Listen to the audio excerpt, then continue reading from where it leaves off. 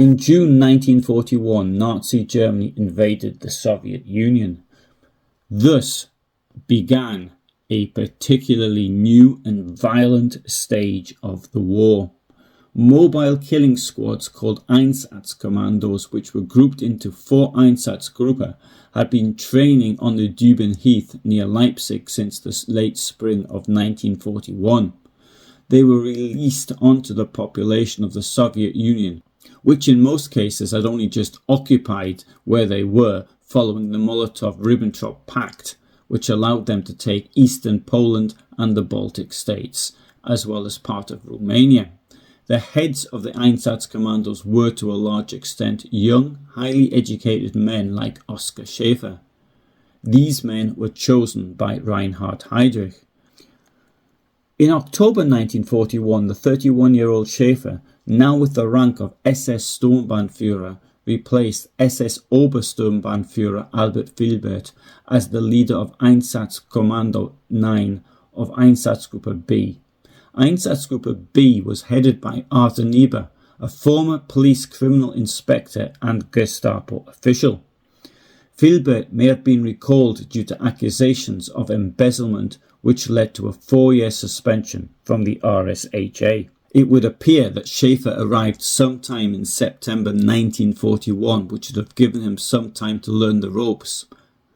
At this time, the unit was mainly occupied with what it termed combating partisans in the Vitebsk area, although it would not surprise me if these partisans were unarmed.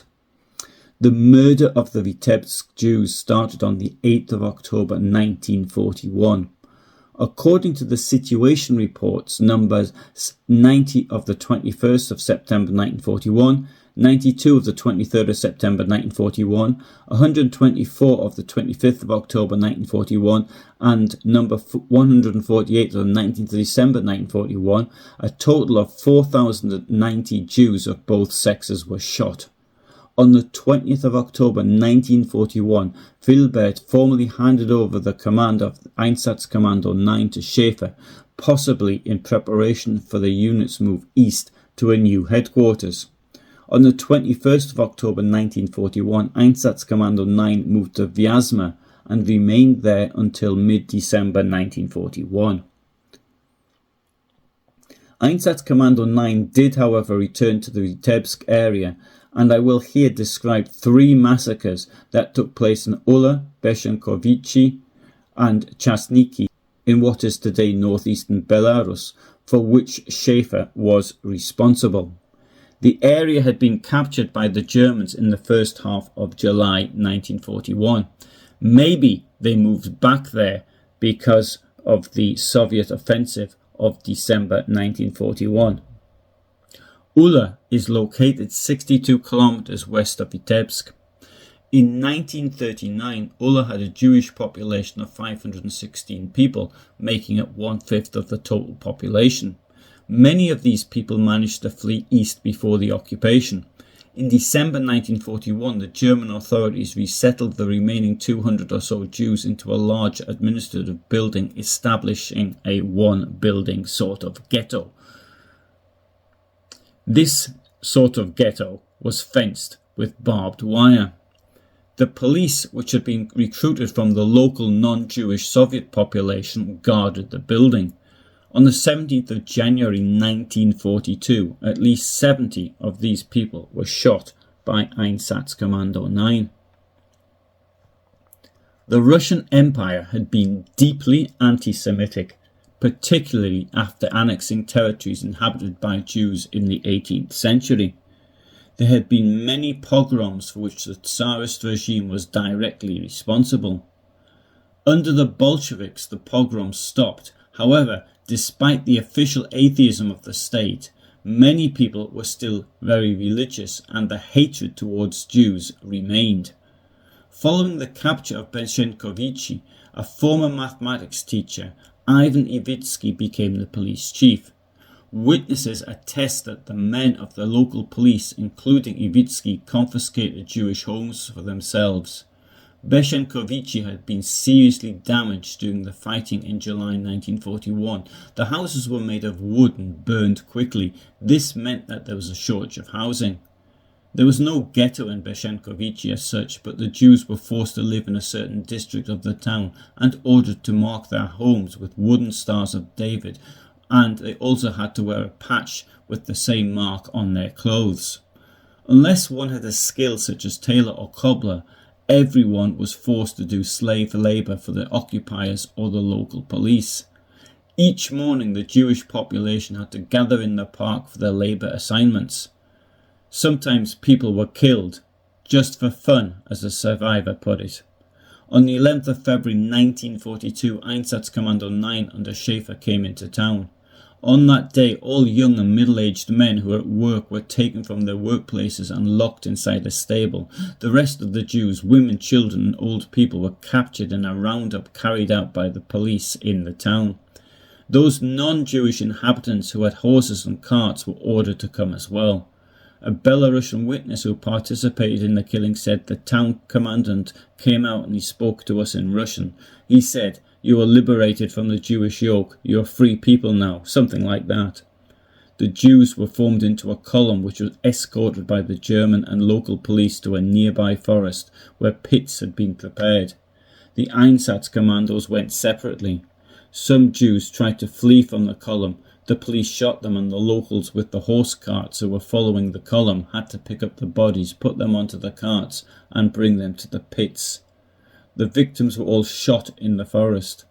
After the mass killing, the German authorities organised the sale of Jewish belongings to the local population. According to the report of Einsatzgruppe B, 855 Jews were killed on the 11th of February 1942 in Beshenkovichy. Only 13 Jewish specialists, people who worked for the occupiers or their families, were spared, but they were to be murdered the following autumn. The Jews of Chashniki were murdered on the 14th or 15th of February 1942. On the morning of the 14th of February, about 100 young people were sent out of the town to clear snow from nearby roads. Thus, the youngest part of the Jewish population was moved away from the place of the future action. At around 1300 hours, a detachment of Einsatzkommando 9, commanded by Oswald Schaefer, entered Chashniki on horse-drawn sledges coming from the direction of Beshenkovichy. From the morning of the same day, the local police began to assemble the Jews in the building of a former church, which had been turned into a house of culture during the Soviet period. I think the photograph shown here is of this church. The photograph dates to 1913. According to eyewitnesses, many Jews refused to go to the church, and towards dusk the area resembled a battlefield. There was violence and shooting, and the police stormed some houses. Some Jews tried to flee and were killed on the run, some of them quite far from the town centre. A group of policemen intercepted the young people who were returning to the town after clearing the snow and escorted them to the church. About 1,000 Jews of Chashniki spent the night in the church, closely guarded by the Belarusian police. On the morning of the 15th of February 1942, at around 1000 hours, the police drove the Jews to some pits near the village of Trilesino. After a delay during which the Einsatzkommando had the pits deepened, the mass shooting began. The killers, which included both German and local police, took several people, probably an entire family, in turn, made them undress, placed them at the edge of the pit and shot them with machine guns. Before the shooting, the field police unit that was responsible for rounding up the Jews, together with 2 volunteers from a local Luftwaffe unit, searched them for any valuables. The action lasted all day. Over the following days, the police combed the town and its vicinity and found some Jews who were trying to hide. After the action, the belongings of the murdered Jews were collected, sorted, and under the auspices of the SD, handed over to the mayor to be sold to the Belarusian population. The proceeds were credited to the town's account. About a dozen, mainly younger people, who had left the town some days before the shooting or succeeded in running away, survived the mass murder. The Einsatzkommando estimated the number of those killed at 1,180. The list, probably incomplete, compiled by the Soviet Extraordinary State Commission report in 1944 indicates that 700 Jewish victims were killed. Of them, 321, that's 45.9%, were born in 1924 or later, and thus were under draft age. 103 were born in 1901 to 1923, meaning that they were of draft age, and they comprised 14.7%, and 276 people, that is 39.4%, were born in 1900 or before. The second group breaks down to 34 men and 69 women. The third group to 125 men and 151 women. The disproportionately large number of children in this sample may be ascribed to the fact that among them there were children from large cities who were staying with their grandparents in Chashniki for the summer, or because their parents believed that they would be safer in the countryside, and that families with many children were less inclined to flee from the Nazis. Shortly after these killings, at the end of February 1942, Schaefer handed over leadership of Einsatzkommando 9 to SS Obersturmbannführer Wilhelm Wiedens.